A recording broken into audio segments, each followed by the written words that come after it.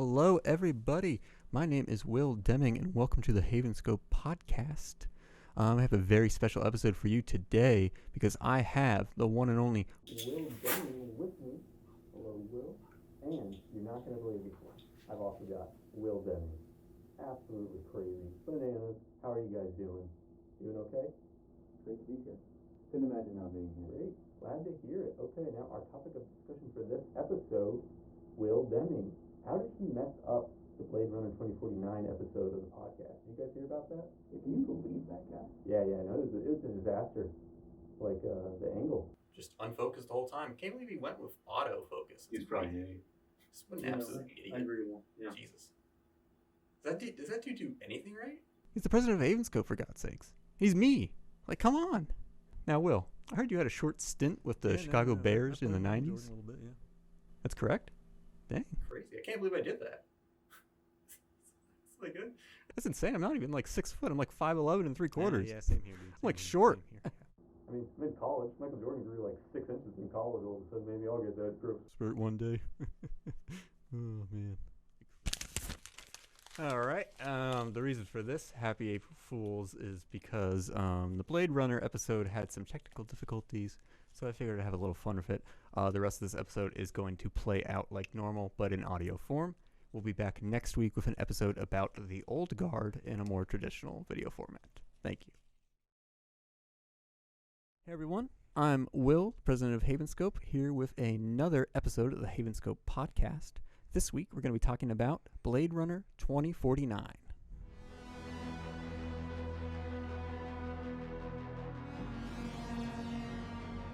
You're a cop. I had your job once. I was good at it.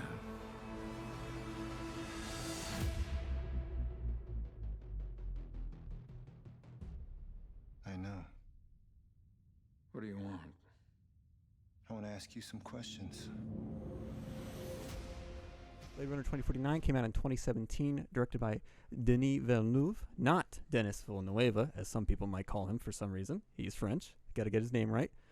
And this is a sequel to the 1982 original sci-fi movie Blade Runner, directed originally by Ridley Scott and based on the book Do Androids Dream of a Electric Sheep, which was written by Philip K. Dick. And today I have with me one Jeremiah Parson and Dan Stoner. How are you guys doing today? We're feeling good. Doing pretty good. I'm excited. I'm Okay. excited to talk about this. Okay, before we get started talking about the details of the movie, though, I want to know, have you guys seen the original Blade Runner before? I have. Okay, you have? I have not. You have not. Oh. What have you, like, heard about the movie, Jeremiah? Like, is it something that, like, you know about, like, what happens? Like, did you know it was directed by Ridley Scott? Like, I knew it was directed by Ridley Scott. I knew it was starring Harrison Ford. I knew it was a sci-fi dystopian kind of thing. And then just from its cultural impact, I've seen a lot of the shots and stills from it, and I know the general look of it. I'm going to assume you've seen, like, Tears in Rain, that kind of thing Yeah. before. Yeah. That's kind of one of the more iconic things of the movie. So going off of that, though, what did you think of Blade Runner 2049? Give me your guys' like general thoughts. I'll let you go first. Yeah, I absolutely loved it. I gave it a 4.5 out of 5 on Nice, Letterboxd. Honestly, the more I think about it, I think if I watch it again, there's a chance that I would put it back up to 5 stars. Oh, nice. I think the only thing that I could complain about is I maybe took just a tad too long to get into things, but That's understandable. It's very understandable. yeah. I will say this before we get to Dan's thoughts. Yeah. This is the only movie I have ever seen. I saw this in theaters back in 2017 when it came out. This is the only movie I have ever seen other people walk out of because they probably were expecting an action movie based on the trailers, and it is very much not that at all. And it is around 2 hours, 45 minutes. But still to this day, only movie I've ever seen other people walk out of. That's insane. Yeah. But Dan, what are your overall thoughts on the movie? So I did watch the original Blade Runner, so I did get most of the context. I mean, you don't really have to watch the original one to understand this, though. Which was I think that's really telling of not just the original Blade Runner story, but of this one, where it's it's an extension of it, but it's also really just like a good story on its own. Yeah. If I were to rate it, I would definitely give it a high 8, maybe a low 9. Okay. It's not like my favorite movie, like probably just because of how long it takes. But I think just in general, the thing that keeps it high is the exploration of the character K. Yeah. I call him K. Other people call him Joe, but I think it should be K. It works either way, I would say. Yeah. This is one of my favorite movies of all time. It was the first time I saw it. I've loved basically every one of Denis Villeneuve's films, honestly, except for the Dune Part 1. I didn't hate it. It was okay. That was actually the first one I thought was honestly too long of his. Although I understand very much why you could definitely cut out some of the length of this movie and it would still be totally fine. Yeah. But I fell in love with this movie the first time I saw it. It visually one of the best looking movies ever made.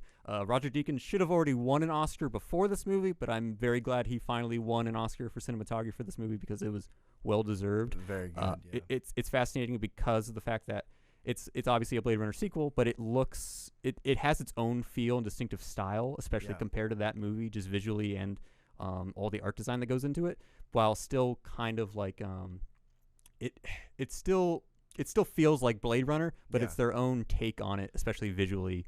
Whereas like that original movie is obviously basically iconic and helped basically kickstart the entire like cyberpunk genre itself across movie shows and games, stuff like that. But like overall, the movie pretty much did blow me away because I was going in expecting it to be decent because it's Denis Villeneuve, and he's done some amazing movies like Arrival before this, Prisoners, Sicario, that kind of thing. But just every aspect of this movie, I basically love when it comes to the characters, the story, and the fact that like we've kind of already mentioned, you kind of don't need to know the original Blade Runner, to really like understand what's happening in this movie and like it. Like it helps with some stuff in it, but it really isn't required. It's not like because it kind of became a trend after, say, The Force Awakens, where it's like, it's been 40 years since this movie came out. Here's the big sequel where everyone's older and we're kickstarting it for a new generation. Do we really need this? We're running out of ideas. Like this movie doesn't really feel like something like that. It feels very much like its own thing. And unfortunately, one thing it's very similar with the original is that it did not do very well at the box office. Correct. The original is very famous for having a very lukewarm response when it came out. And as I've said, people walked out of this movie. So, but to kind of like segue back into just general thoughts, though, what are some of the specifics about this movie that you guys really clicked with, that you enjoyed, whether that's the characters, plot, specific scenes, other stuff? I think something that I always enjoy good cinematography. Just like I've always been waiting for something that like blows me away. This movie does like really like hit the spot for me, but I think something that I've been growing to love more and more is coloring. Coloring in this movie I think is done perfectly, and I think you mentioned it as well, is that it still keeps the same cyberpunk style that the original had, but does it a different way. It still keeps that like original Blade Runner aesthetic with like the scenes of the city in the rain. Like you could pretty much, that's exactly like what it looked like in the original movie, but it's just modern enough where it still looks different, but it's like still very similar.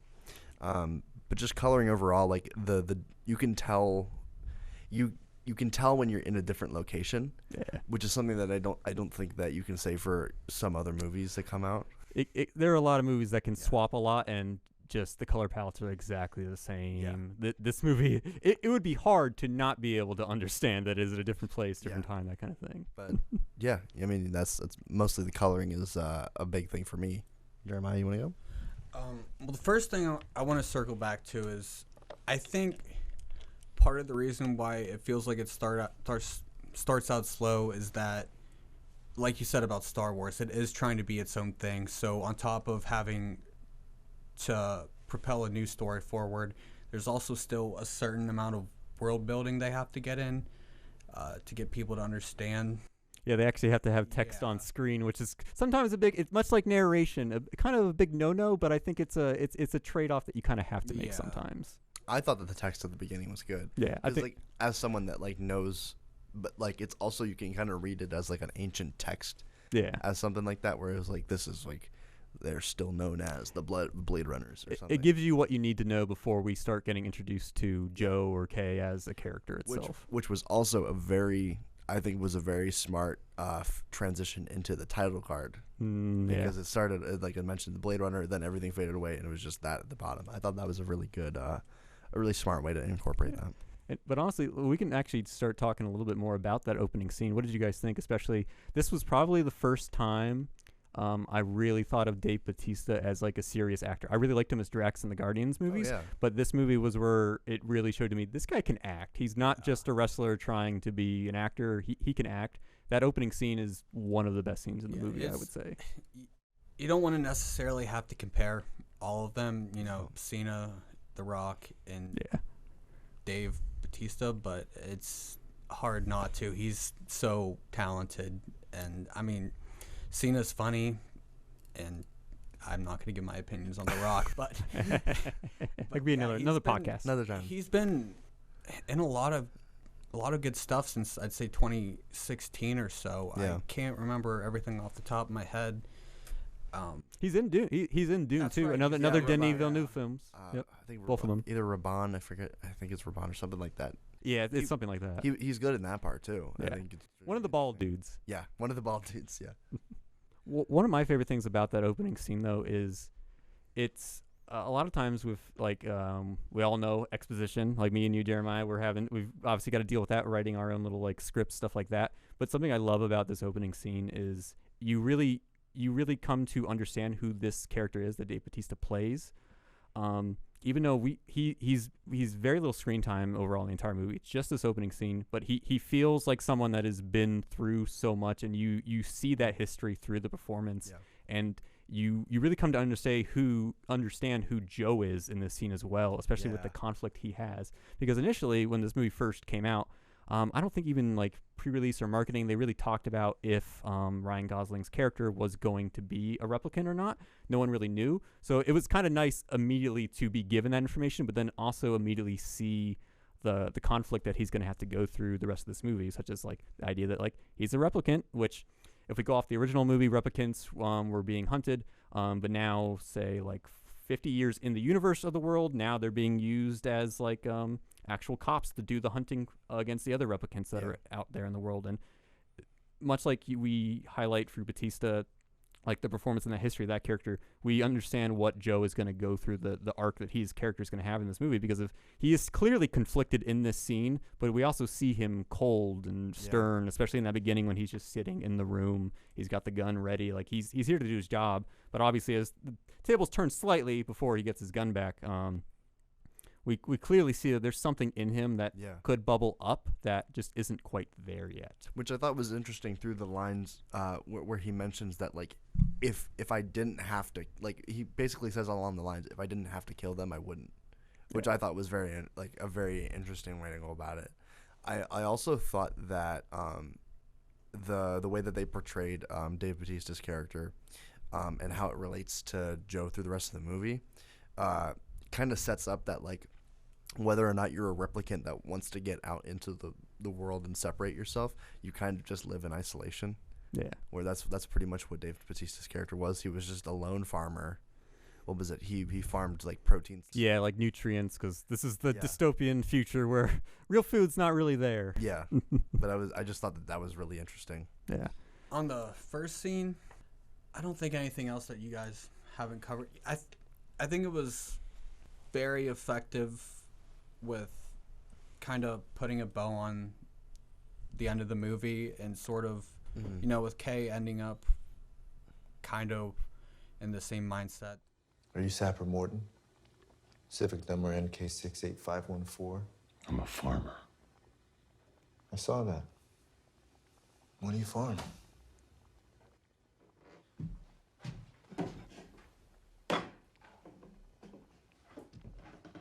This is a protein farm. Wallace design. Is that what I smell? Grow that just for me. Garlic. So after we like come from that opening scene, we obviously see K/Joe he's a bit disturbed, but he's kind of going back into the flow of things. We immediately we have him fly back into the city. We get those great shots of which I believe are all miniatures. They really tried to clamp down on just doing CGI for a lot of this movie. Obviously, it's still there, but like a lot of those shots, even exteriors, when you can see Joe in like his apartment, anything that's like exterior outside is apparently a miniature, which is really awesome because that's obviously what they did in the original film. So it's great that they kind of went back and made sure to do that. That was a trend that they were doing, especially with Star Wars as well. Yeah, like a lot of the stuff that was like shot was miniatures and stuff. That's actually pretty cool. I didn't know. Yeah.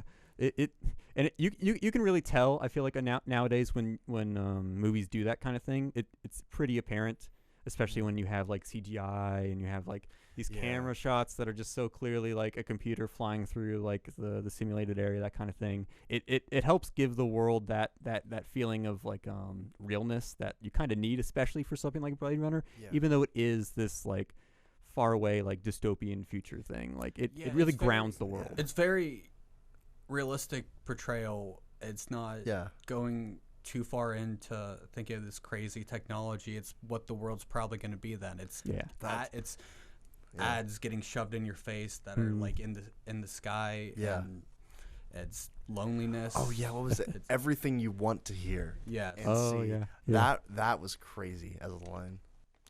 I get that's actually a good segue though. What did you guys think of Joe's girlfriend, so to speak? Basically kind of almost another layer that wasn't explored in the original, because now we have a main character who's the replicant, and now he has a love interest who is another layer kind of beyond replicants. This is essentially would possibly be an AI girlfriend. She's not even physical. She's not like the replicants at all. What did you guys think of that relationship, especially initially coming into it in the beginning of the movie? I'm gonna let you cover this. I think this is the most open to interpretation part of the film. I think on the surface, you're supposed to see it as it's not real. I think that scene with the giant version of her, I think, and then her saying Joe and realizing that they're kind of the same, I think a lot of people are going to go off of that and think towards the nihilistic perspective of the film. But it's kind of the same dichotomy from humans to replicants, as replicants to whatever the joys, and then whatever. There's a man version too. It's called Boys or something. I forget what it's called. It's very much that idea of like, does it matter? Like the whole idea like with Joe, not realizing the idea that like he thought he was human. He's not ultimately, because that's ultimately what does get revealed, is like, hey, you're not actually this human hybrid. You are just full replicant. Like you're not the chosen one. Like maybe you thought you were. No, you are just a regular dude. But it doesn't matter, especially as we see how it changed Joe itself. And then ultimately, we might not ever know with Joy if she was just like an assembly package thing, because that is a very nihilistic way to look at it. Because ultimately, what matters the most is what it does for Joe as a character and what he goes through. Yeah, I think there's definitely a view of technology being able to perpetuate a cycle of loneliness. Yeah. It definitely puts you in a state where you're content enough to, not be totally lonely, but it's not going to fulfill you in the way that real human interaction would. Yeah. I truly think that this film has an absurdist philosophy than a nihilistic philosophy. Yeah. I think because it's nobody's special, right? Yeah. That's what it's saying, but at the same time, it still has a collectivist mindset that there is something special and it's coming together as humans. Yeah. And you almost see it. The nice thing with Joe though is that even though he gets rescued by the group of replicants near the end of the film, they want him to go kill Deckard for them. Like they want him to close that end for them, and he ultimately rejects even that from them. He's going his own path. It's kind of that own thing where in the end he wasn't this chosen one, so to speak, that kind of thing. He wasn't the white savior, the main character or whatever, but he can still make that choices. He's still who he wants to be, who he is, and he decides to go save Deckard because that's what he wants to do. And even if Joy was kind of like, who knows what it is, but you can read like the big like hologram, the thing that's become a meme at this point. Yeah. A really great meme of her just calling him Joe and all that. But you can also see it as like the catalyst for him that finally that does give him that push to go save Deckard, to kind of just realize it doesn't really matter. This is what my life is, what I had. His joy did die, but it's also giving him that push to go save Deckard and kind of ultimately confront a lot of like what he's been dealing with the whole movie. Well, I wanted to get back a little bit more into the whole like relationship between Joy and Joe. Yeah. I thought that because the impression that I got was that before he put that upgrade in her, that she was more just call and response kind of program. But once she actually got, like, it seemed like once she got the upgrade that she was actually able to like initiate conversation. She was actually like able to feel rain. That was the crazy thing, was that the feeling the rain part was a really cool moment to me. It's almost very similar to what Joe goes through when he starts having those realizations. That's kind of the push for him, because I think it can honestly be less seen as it needing to be like you got to flip the switch, but it's more like a something they're holding themselves back is I guess how you could probably look at it. And when they think they've finally got through, it does get them kind of fake it till you make it almost. But in reality, did they technically need that? But in the end, they got there, and it kind of shows you that they're more than what you initially think they are and what they think of themselves almost. Which I think is a good extension. I know, Jeremiah, you're not going to know this like as much. If you do have to watch the original Blade Runner, I think, though, because it kind of extends off of that, because that whole thing is like they pretty much just treat them like droids were in Star Wars, where it's like they're like subclass citizen. Yeah, it's always been a little murky. I know in this film they're basically birthed because it is a different dude making them now than the dude in the original Tyrell dude. It's the what is it? I can't think of the actor's name. Jared Leto. The Jared Leto character, who I think is honestly, not to go on another tangent, I think he's the weakest character of the movie, but I think it still works for what it is. But he had a great introduction. Yeah, I love the look of his scenes and all that, and I do really appreciate that him and Joe actually they are never face to face in this entire movie. I actually kind of enjoy that the actual. It's kind of like it kind of makes the movie feel small in a good way. It's not the saving the world type of story that you maybe think it might go to somewhere, maybe for the replicants at least. But like I actually did enjoy that, especially since I do think it's the weaker part of the movie, that it was less him being a mustache twirly villain, just laughing in the hero's face, that it's kind of just he's like a corporate overload that most people are just never going to see, and this is just kind of some of the stuff that he deals with, that Joe winds up having to deal with. We make angels in the service of civilization. Yes, there were bad angels once. I make good angels now. That is how I took us to 9 new worlds. I don't want to say a hands-off villain, but he's not someone who's doing evil for the sake of evil. He's doing, well, it's just his ego. Yeah, I think. He's just kind of there in this world. He exists. He's a force of nature that Joe isn't going to take down, because this isn't that kind of story. So it's grounded. I think I told one of you guys earlier, I actually have the DVD for it, and then I was watching the special feature interview, and then Leto said the character is like Elon Musk if he wasn't such an underachiever.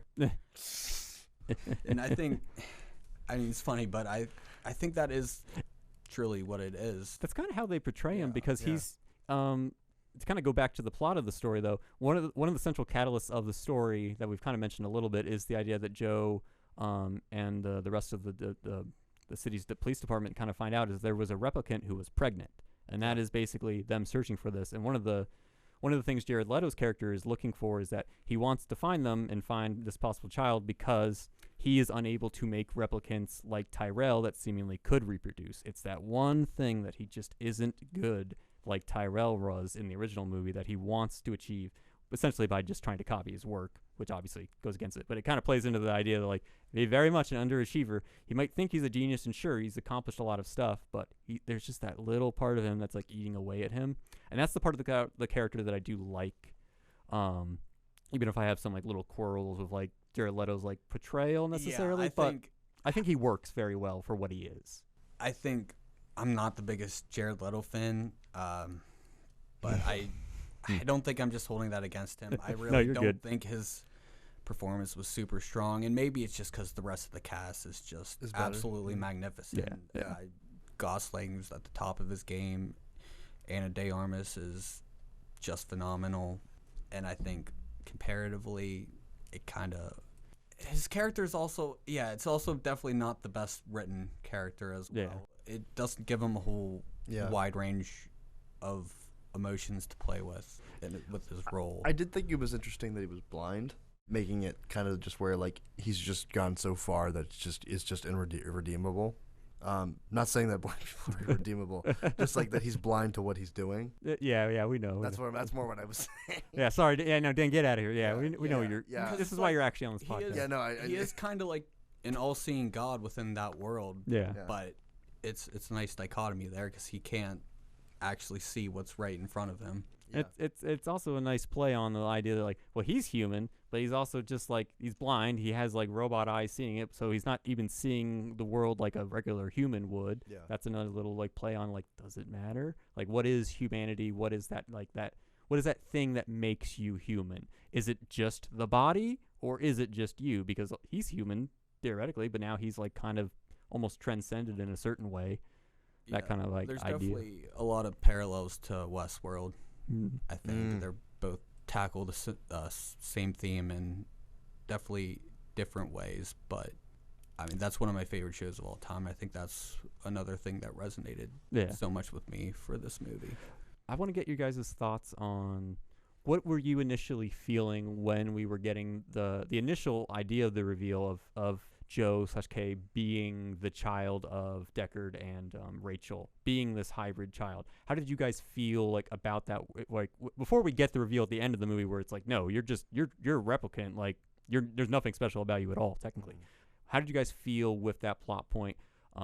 I know I was initially worried because I thought it's like, oh, is this going to be just like a Chosen One story? And even if it is, it's still really well done and I enjoy it. I think that initial scene when he's picking up the little like horse piece is that's one of my favorite scenes of any Denis Villeneuve's films, just because I love the slowness and like the kind of the horror of realization that Joe is going through as he's kind of realizing I might be a human, that kind of thing. Yeah.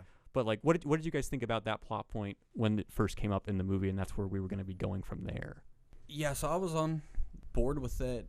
I think I actually started to question it because it happened a little early. Yeah. I felt for a reveal, so I didn't know what was going to happen. I thought it still might be him, but I definitely thought something about it was a red herring because there's still so much movie left, and Joe himself is already kind of thinking it even before that scene, and he's kind of denying it almost. So it's less of just a pure reveal, and more. I think that's one of the reasons why it would work, even if the movie, I mean, it would make the movie weaker overall if it just turned out he was it.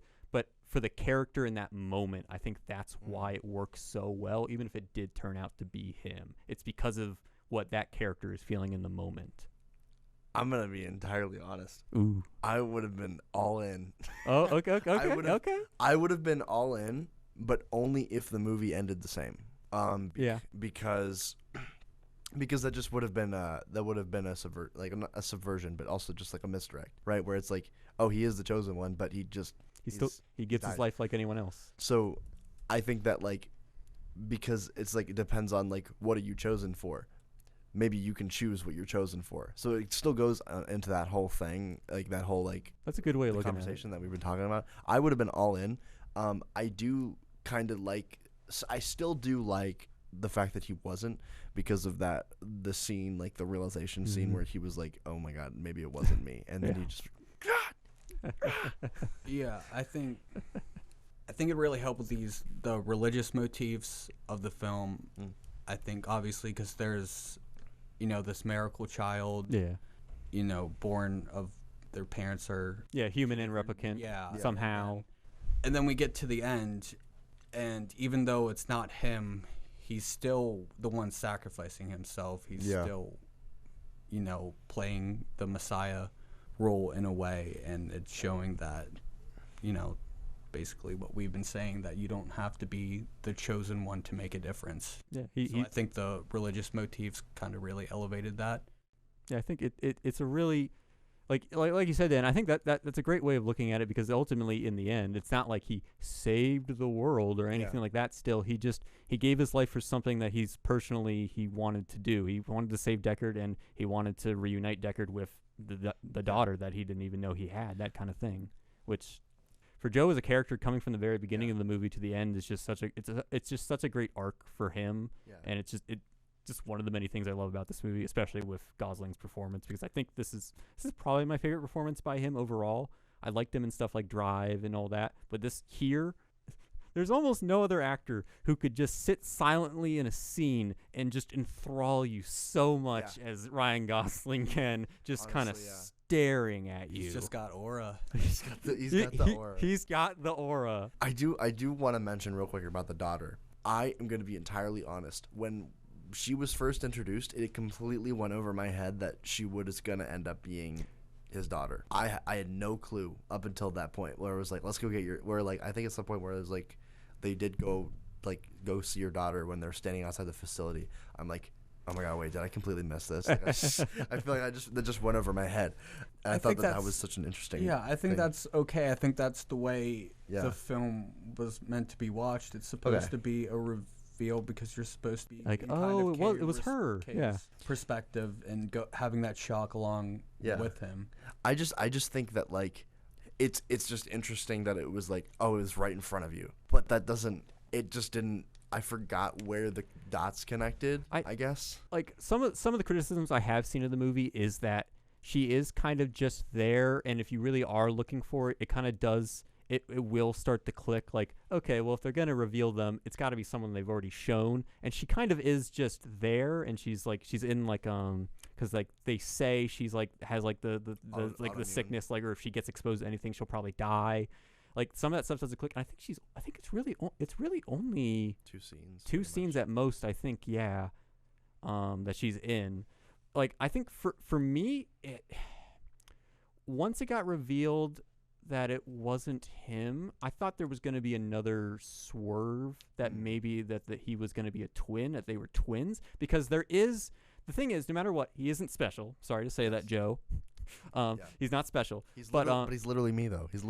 But the thing is there is one, because there's also the line where the one replicant leader in the group does say, "Oh, we all wish it was us," that kind of thing. Yeah. The thing is Joe does technically, for the circumstances of the story, technically there were the files in that one scene they were going through that were swapped. So he was ultimately put on this journey. Obviously, it's still kind of random that got swapped, but that was the one element in the movie that I remember as it kept going through. I was like, so why were there two entries or whatever? Yeah. Like, that could also just be not hearing it quite well. Maybe that's when those people walked out, and I was like, are you walking out? I also thought it would have been between him and Love. Oh, yeah. I wasn't sure on Love, like... Because, the whole time it would have been an interesting, inversion where it was like, oh, we were looking for the child the whole time, but it was both of you. Yeah, that could have ended up working almost in some ways. Yeah. Maybe before she gets a little too murdery, especially when she kills the one dude in the police station, which I believe there is a deleted scene of that I feel like they probably should have kept in the movie, but especially considering it is very long. Yeah. You two live here together? Too many questions. I had your job. I was good at it. It was simpler then. Why are you making it complicated? Why don't you just answer the question? What question? I didn't figure you as one for... What's her name? Honestly, mentioning the character of Love, though, what did you guys think of her? Because honestly, throughout this entire movie, obviously we have Jared Leto's character, and I really should be remembering the name of him. I do not know why I'm not remembering the name. But Joy, who is another replicant like Joe, she's basically a... you said Joy. Oh, okay. Okay. I said Joy. It's Love. Oh my God, yeah. They've got some basic names going on in this movie. Sorry, folks. Sorry, everyone. Will is a hack. It's okay. But Love, she's basically the main villain or antagonist of this movie, if you really think about it, even with Jared Leto's character kind of above everything. She is like the driving thing that's like kind of coming after Joe, and basically causing all these issues ultimately. What did you guys think of her as like a character and like a force that Joe ultimately has to basically defeat by the end of the movie? I think she's definitely a product of Jared Leto's character. I think there's a dichotomy between the names, the K's boss. Oh yeah, her Robin Wright's character, and the her captain. relation- Yes, and the her captain. relationship with him, and then Jared Leto's character and Love. She's just craving his approval the whole time. She wants to be the best Yeah. replicant. Yeah. and She's his love. and he is just controlling her the whole time, whereas Kay's boss sacrifices her life basically so he can run free, and that's what allows him to go on this whole journey of self-discovery. She treats Joe as a human being, basically, in a way, Yeah. not just as a tool. Even though, like in the beginning of the movie, there's a little slightly awkward scene where she's talking about possibly getting into bed with him that he kind of blows off. Yeah. Thankfully, she does that though. I mean, almost you could see Love as a very tragic character, especially in comparison to Joe, because Joe is basically her in the beginning of the movie. He's got like he's a little bit disillusioned with some ideas of what he's doing, but he's especially when he does the test to make sure he's all there. Yeah. You can almost see someone like Joe becoming what Love is, which is so devoted to this other person and kind of, in a sense, like losing that chance at her humanity and being so like obedient to Jared Leto's character and obedient to this task that is basically hunting another replicant. Essentially, what Joe was doing in the beginning of the movie, and I think for that she works pretty well. Yeah, I think that's another reason why I think this film has a bit more of an optimistic perspective. I think it really leans a lot more towards nurture than nature. Yeah. You know what I mean? Yeah, especially because we see the births that the Jared Leto character keeps trying to do, and he literally just kills because they're not perfect somehow or something like that.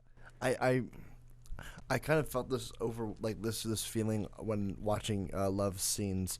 The more that she was out, the more like she kind of was acting like a child at play. Yeah. So it's like there's like a underdeveloped mental nature there, and I think that also with it kind of like the dynamic between her and Joe, where it's like I don't want to say that he doesn't care.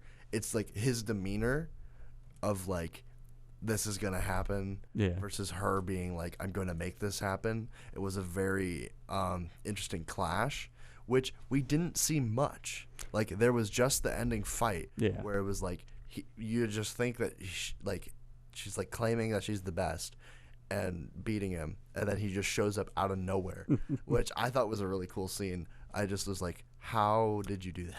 I could, if I were to have another criticism of this movie, I would say I would have liked to see a little bit more of Love and maybe him interact like another time, maybe have a little bit more of a conversation in the movie, especially for how long the movie is already. Yeah.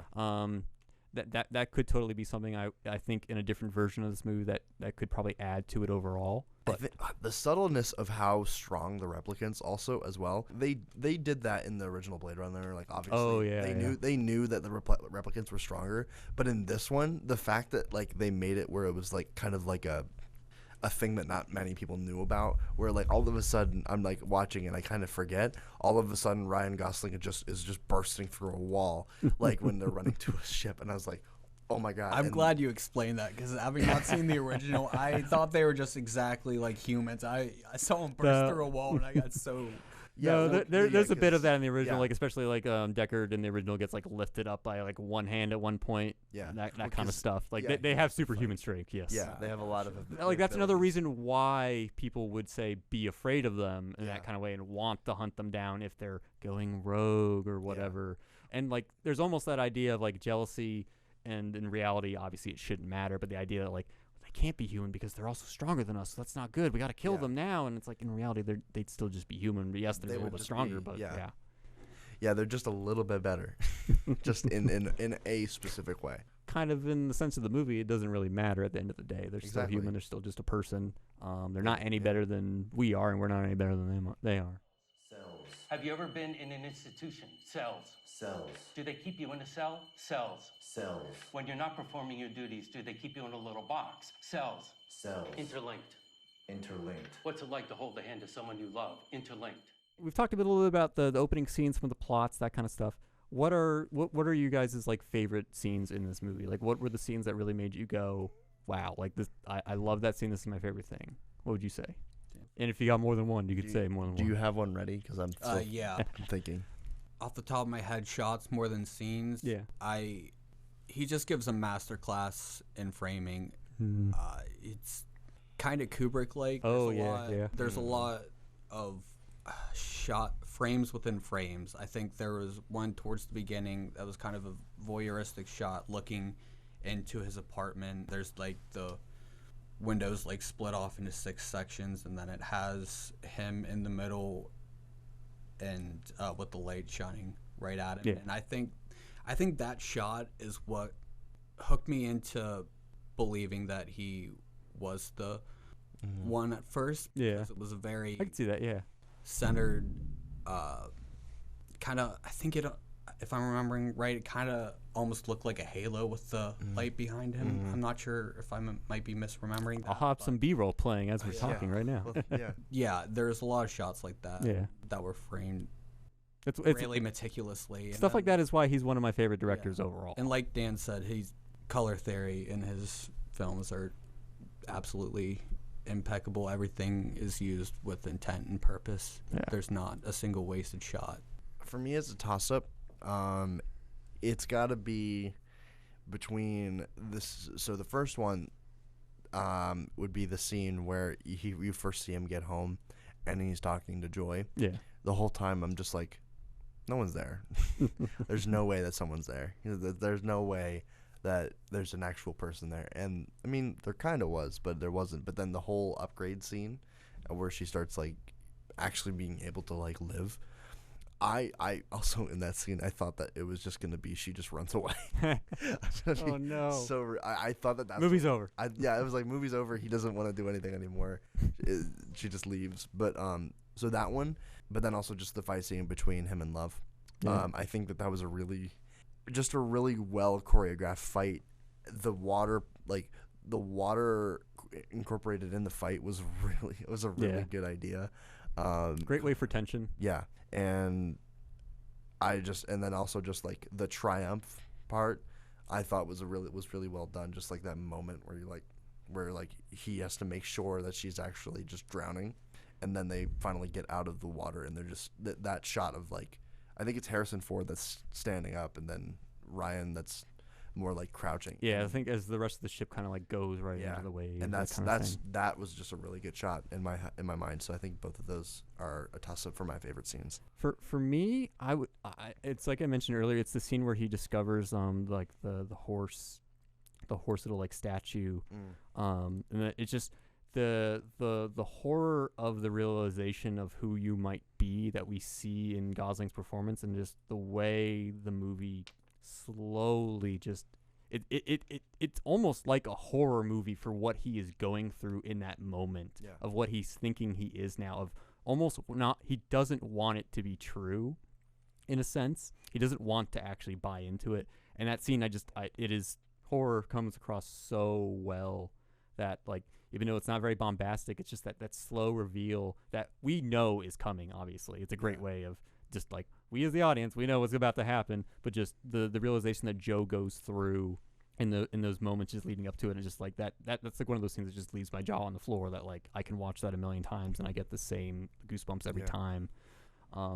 The other thing I have to mention, though, is I guess less of a scene, because ultimately, if you were going to start cutting this movie down, you'd probably cut some of Joe walking through Las Vegas, even though it looks absolutely amazing. I remember when the first trailer came out and we saw the shot of him just walking middle of the frame into like the hazy New Vegas, like the orange hues, and it's like, this looks amazing. Roger Deakins, one of the best cinematographers of all time, if not the best cinematographer of all time. I'm going to say that right here and now.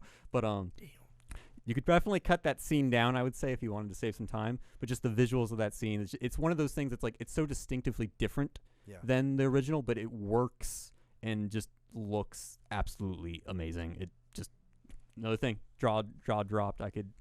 Literally every frame of that movie could be a wallpaper on your desktop. For sure. I kind of wish I could make it the wallpaper for the desktop for the stuff in here, honestly. Dude. That'd be great. Just a different frame for each of these. Oh, yeah. Just have it like switch every now and then. It'd be awesome. It's illegal to use real memories, officer. How can you tell the difference? Can you tell if something really happened? To wrap up, just give me like a couple sentences of like just like what did you really enjoy about the movie? Like if you haven't seen any other Denis Villeneuve films, is this the kind of movie that's gonna make you maybe go check out more of his stuff? Yeah, I think anything to make you confront the bleakness of existence in such a beautiful way while still having not necessarily a straight through positive look, but it still leaves it open. A little bit of hope. I think anything that can do that is, especially with how great technical wise it was, I think is a phenomenal film. I will say that I actually, when I was watching this, because I'm going to talk about this till the day I die. I just recently watched Dune. Did not realize that they were made they're directed by the same person. Directed and stuff like that. So when I watched Dune and then I watched this movie, I was like, oh my god, they're not the same movie. They're obviously not the same movie. Very same style, but it's in like a lot of ways, this is the style that I would come back to. So go watch Dune as well. Exactly. Go watch Dune 1 and Part 2. I know that you mentioned you didn't like Part 1, but I still really liked it. I just didn't love it as much as other stuff. But all right, that is going to be a wrap on episode 2 of the Haven Scope podcast. I'd like to thank Jeremiah and Dan for being here today, and I hope everyone that watched this maybe checks out some Denis Villeneuve films. Go see Dune, still playing in theaters, and also watch Blade Runner 2049. We'll be back another time with a new cast of people talk about a new movie. Thank you.